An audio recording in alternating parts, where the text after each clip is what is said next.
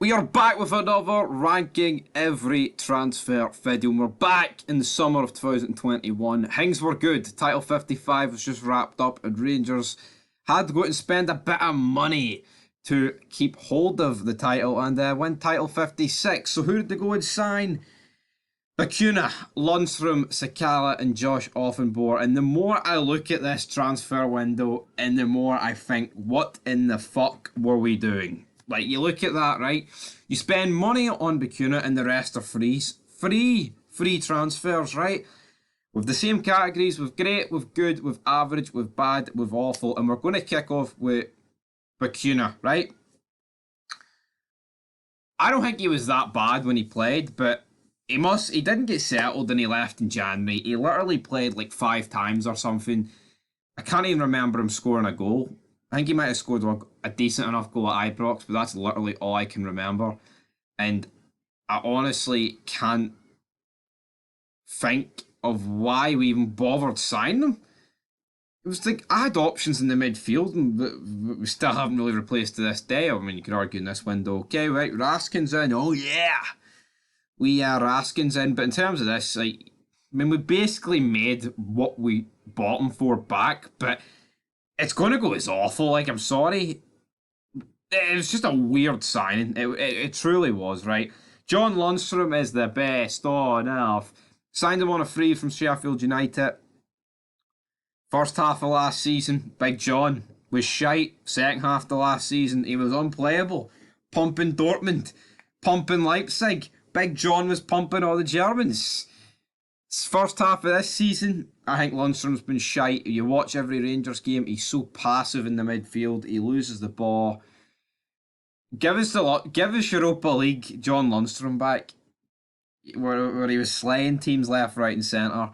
And you know, he gave us some great memories, like, you know, his goal against Dortmund, his goal against fucking Leipzig. That's probably the better. I mean, obviously the goal against Dortmund was a better goal, but in terms of, you know, the experience, brother, it was definitely the one against Leipzig. But, you know, I would say it's been average. Like, you know, if you split his Rangers career into three, which, you know, his first half of the season, his second half of the season, and the first half of the season this year, you know, for 2/3 of his Rangers career, he's been below par / shite. So how can I really put him in good?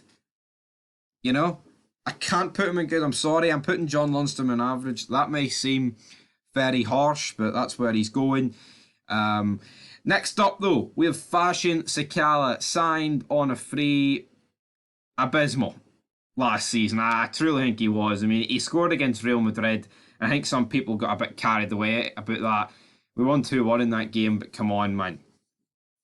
Like, the guy last season, like, was a pivotal factor in why we were struggling towards the end, like, of the season, like, finishing wise. You know, like, we were fucked the roof. Was barely fit in like the last 3 months. We were missing Morelos. I mean, it's like another reason. Him and Wright are like another reason why Aribo was just being fucking. The centre mid Aribo was being played through the middle, even though Aribo did it pretty well. Like, I mean, we just had no options for the bench, and shafted us quite a lot, if we're being honest. But in terms of Sakala, he's definitely stepped it up under Beale. 1 minute he can be great, 1 minute he can be awful, and I think because of that, I'm going to stick him in at average. Behind John Lundstram. I mean, Lundstram has had a better Rangers career than Sakala, but you know what? The way it's going, I think it's going to end with Sakala being better than Lundstram. And this leaves us with one guy. One guy that hasn't even played a game for Rangers. It is Josh Anamor, if that's how you pronounce it. I don't know if that's how you pronounce it.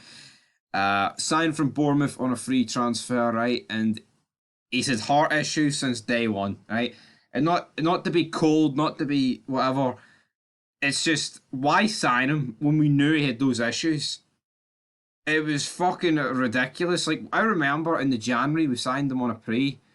So, like, obviously he didn't sign till this summer, but it was so January 2021 it came out, and then it's like, oh, he's got heart problems, and then he's never played a game since. We literally just signed the guy so he can use our medic. I don't understand, like, why you would waste your wage bill and all that signing on fee for a guy you knew had problems like that. I mean, because heart problems in terms of football is as serious as it can fucking get.